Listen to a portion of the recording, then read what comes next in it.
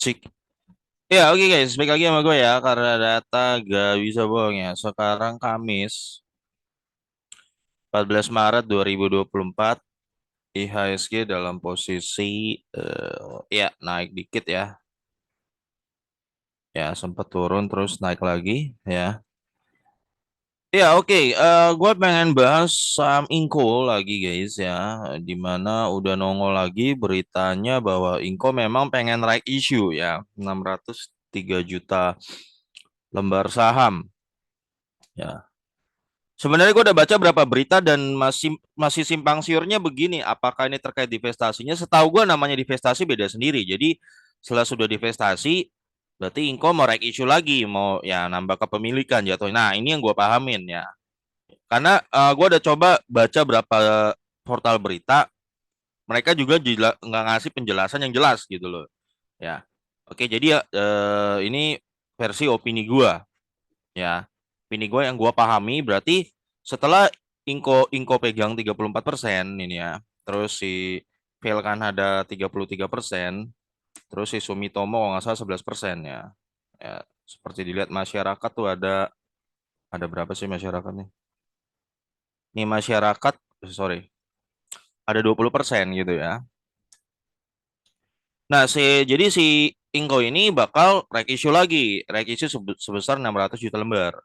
600 juta kalau dibagi 9936 kan itu sekitar 600, sorry sorry sorry, 600 dibagi 9936 itu sekitar 6% ya. Jadi dia mau right issue sekitar 6%, mau nambah 6% ya. Karena right issue, nah yang infonya yang gua kurang belum terlalu clear, apakah apakah si Vel Kanada dan Sumitomo juga punya hak untuk itu ya, atau hanya Minide dan masyarakat aja gitu ya. Ini info yang gue kurang, belum dapat secara itu pasti, tapi yang pasti dia akan right issue 600 juta lembar atau sekitar 6%. Jadi lo yang nggak nebus kira-kira terdilusi 6%. Bahaya nggak John? Setahu gua ini right issue-nya porsinya kecil, jadi lu terdilusi pun hanya sekitar 6%. Jadi itu bukan sebuah hal yang bisa dikatakan jelek gitu ya. Bukan ini jadi gini ya.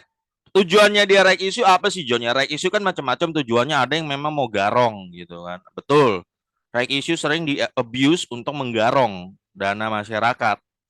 Biasanya dilakukan oleh perusahaan culas. Tapi right issue-nya Inco, biasanya orang yang ngegarong nih John, perusahaan yang suka ngegarong itu, dia right issue-nya biasanya 30%, 70%, 100%, malah ada yang 200%. Nah, ini biasanya biasanya perusahaan yang suka right issue-nya sampai segede-gede gini biasanya niatnya garong. Biasanya ya, ya 30% udah termasuk ya, tergantung ya, tergantung niat kalau memang 30% ya.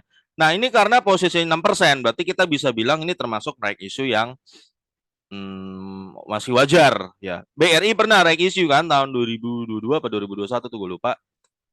Gue lupa berapa persen, 10% apa berapa persen itu. Tapi dia pakai dana itu untuk akuisisi pegadaian kalau gue salah ya, akuisisi pegadaian. Dan akhirnya malah jadi apa? Malah jadi bagus. Ketika lo mau tebus strike issue-nya lo malah bisa cuan. Ya, malah bisa cuan. Malah jadi kalau dari sisi porsi ya ini kecil. Ya jadi John ya. Jadi ini right issue-nya kecil. Nah, tujuannya apa dulu orang right issue? Ya, ya, yang tadi kalau tujuannya garong ya bahaya buat lo. Tapi lihat tujuannya Mini Denny right issue mau ngapain sih? Sebenarnya dia mau memperbesar posisinya dia kan, basically kan. Kenapa? Karena ada undang-undang tahun 2020 bahwa negara harus menguasai 51%. Jadi asing wajib divestasi. Nah, karena si Vel Kanada ini opini pribadi gue ya. Mungkin bisa salah ya karena gue dapat infonya suara isunya juga gue belum terlalu, Voltar beritanya belum ngasih info yang cukup detail lah. Ya, jadi ini anggapan gue karena si Vel Kanada dan Sumitomo-nya juga ngasihnya juga nggak mau ngasih sampai 51%, hanya hanya mau divestasi 14%. Jadi Minide sekarang hanya punya 34% kan, dari 20 berubah jadi 34%. Nah, dia harus ningkatin sampai 51% biar sesuai undang-undang. undang-undang apa ya, Minerbal tahun 2020 itu, nomor berapa gue lupa lah. Pokoknya pemerintah harus punya 51%. Ya otomatis taktik lainnya yang dipakai ya yaitu right issue. Ya, right issue. Nah, uniknya bukan private placement ya. Mungkin pelan-pelan. Berarti kalau dia pakai right issue kan masyarakat nanti juga bisa tebus ya. Ini kesempatan lo nembus juga John ya. Ya. Karena niatnya ini bukan ngegarong John. Jadi kalau menurut gua ya niatnya kan bukan ngegarong. Jadi ya menurut gua right issue ini bisa jadi peluang. Bisa jadi peluang buat lo investor retail gitu ya. Kalau memang lo nanti kebagian. Nah, tapi mungkin ada efek negatifnya untuk sementara jangka pendek. Biasanya, ini harga right issue-nya kita nggak tahu berapa ya. Biasanya kalau emiten mau right issue, dia tuh akan jatuh ke harga right issue-nya. Biasanya, deket-deket harga right issue-nya. Nah, masalahnya harga pelaksanaan right issue-nya kita nggak tahu. Biasanya, John, tapi gue nggak bilang pasti lah ya.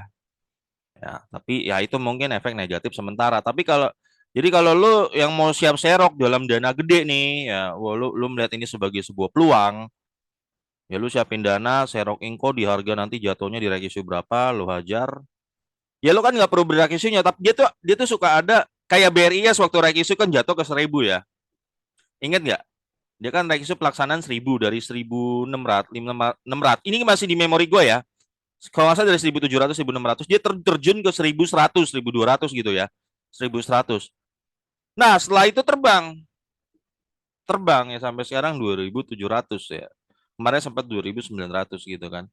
Nah, lu kalau pandai manfaatin momen ini ya, pandai Jade, lu investor retail, lu pandai manfaatin momen ini, mungkin lu bisa dapet cuan dalam cuan hanya dalam hanya manfaatin momen ini aja bisa. Kalau lu pinter ya. Setahu gua gitu John. Nah, BRI juga waktu itu kan dia right issue, itu BRI sempat jebol ke 3.700. Ya, 3.700. Ingat gue masih di memori gue itu ya.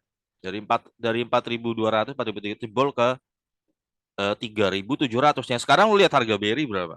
Ya. Nah, ini bisa jadi cuan kalau lu pinter manfaatinnya. Nah, itu oke. Kita udah tahu ya arah-arahnya. Jadi porsinya kecil hanya 6% terdilusinya. Jadi buat lu yang nggak nebus juga nggak terlalu gimana-gimana. Ya, karena gini, kenapa ini jadi positif? Karena sekarang yang pegang itu Min-ide pengendalinya. Jadi si Fail Canada sama Sumitomo ini nggak bisa kong kali kong lagi, nggak bisa bagi dividen, nggak bisa. Ya karena pengawasnya udah di sini, udah di Min-ide. Lu tahu sendiri kalau Min-ide soal dividen tuh gimana gitu. Nah, kenapa jadi makin positif? Karena Min-ide kayaknya punya misi. Memang ditugaskan pemerintah untuk misi untuk akuisisi tambang-tambang di Indo ini.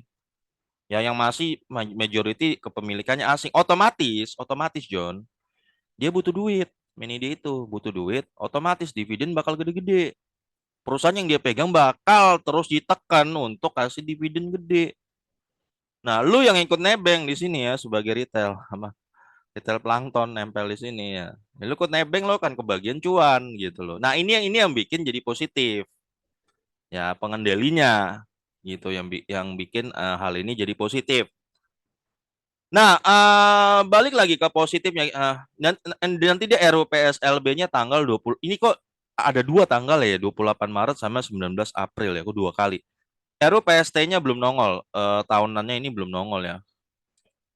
Nggak tahu kenapa. Ya mungkin di bulan Mei atau Juni baru dikasih tongolannya.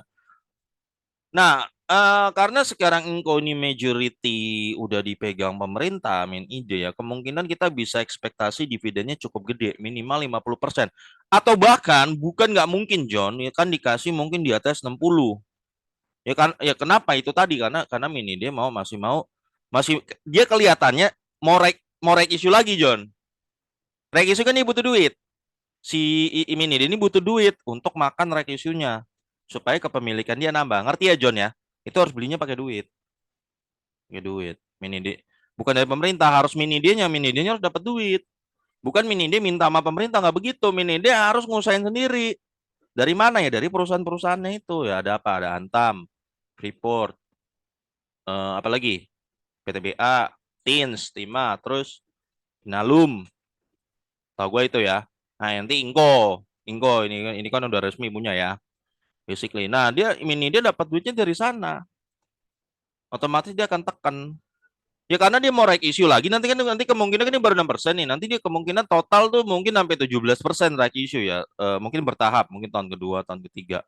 Itu dia akan bertahap. Butuh duit nggak? Butuh duit. Kalau kemarin 14% sekitar 4,5 T kan. Berarti untuk right issue 6% ini ya, kemungkinan mini dia paling nggak butuh duit 2 triliun. Ini baru Inco. Belum lagi kalau lo dengar berita Freeport mau diakuisisi 10% ya. Inco lagi mini dia butuh duit lagi. Ini kan ini lagi diincar juga, John. Nih, ini berita baru nih belum lama, Desember 2023.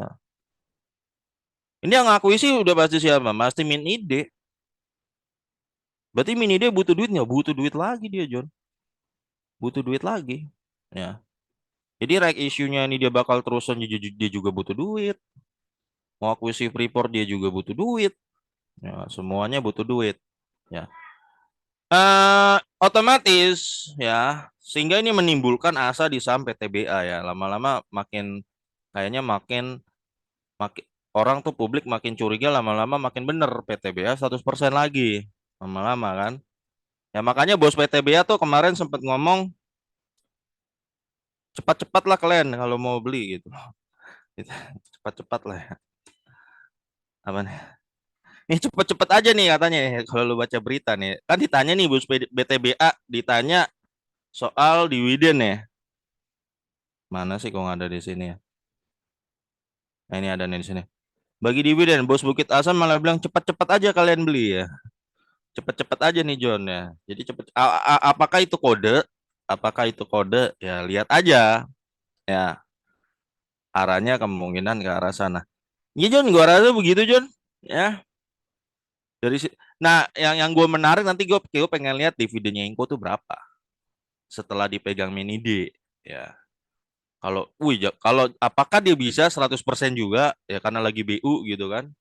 Mini D-nya BU butuh duit 100% juga kayak PT. Ya nggak menutup kemungkinan.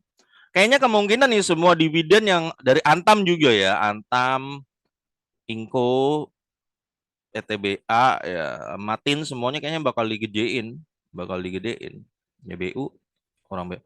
Nanti setelah Inco diakuisi kemungkinan yang mau diakuisi tuh apa tuh? WDB Nikel ya, kemungkinan yang ada di Maluku. Ini perusahaan lama 90% sahamnya masih dipegang Prancis dan Cina nih. Ya, ini. Antam cuma punya 10% ya, tapi dalam kasusnya WDB Nikel nanti kayaknya bukan Minido yang turun ya, Antam. Antam yang ditugasin nanti.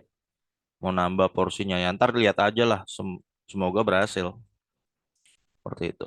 Ya, kalau dilanjutin sama rejim selanjutnya ya. Kalau enggak ya sampai di situ aja berarti.